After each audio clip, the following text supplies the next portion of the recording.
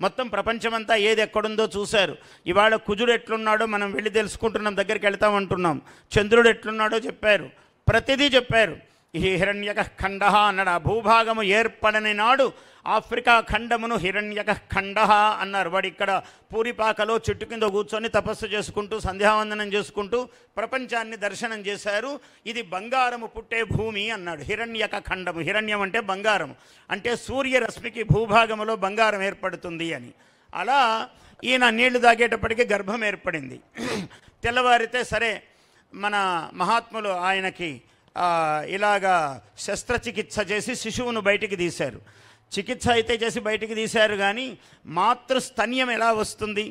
తల్లి పాలు, తల్లి కంటే తల్లి పాలు ఉంటాయి. ఎలా పిల్లవాడికి మరి పాలు ఎలా రావాలి, ఆహారం ఎలాగా అని ఆయన దేవేంద్రుడిని ప్రార్థించాడు. ప్రార్థిస్తే దేవేంద్రుడు 3 లోకములకు అధిపతి, అమృతానికి అధిపతి. ఆయన అమృత కలశములు ఆయన దగ్గరే ఉంటాయి.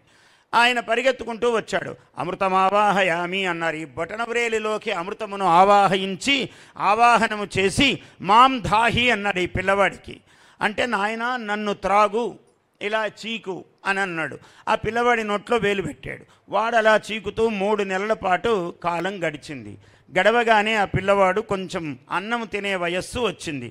వస్తే నాయన నేను 3 లోకాల పరిపాలనను వదిలేసి ఏ శిశువు పుట్టినా ఆయనదే బాధ్యత. ఇదంతా భారతీయ విధానము.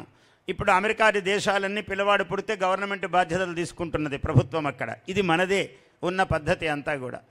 అలా ఎప్పుడైతే నువ్వు భోజనం చేసే వయస్సు వచ్చిందో నాయన ఇంకా నేను వెళ్ళిపోతానన్నాడు దేవేంద్రుడు. అంటే స్వామి ఎలాగో రానే వచ్చారు స్వర్గం నుంచి, నాకు ఒక చిన్న కోరిక ఉంది, ఒక వరం ఇవ్వండి అన్నాడు. ఏం కావాలి నాయన అన్నాడు.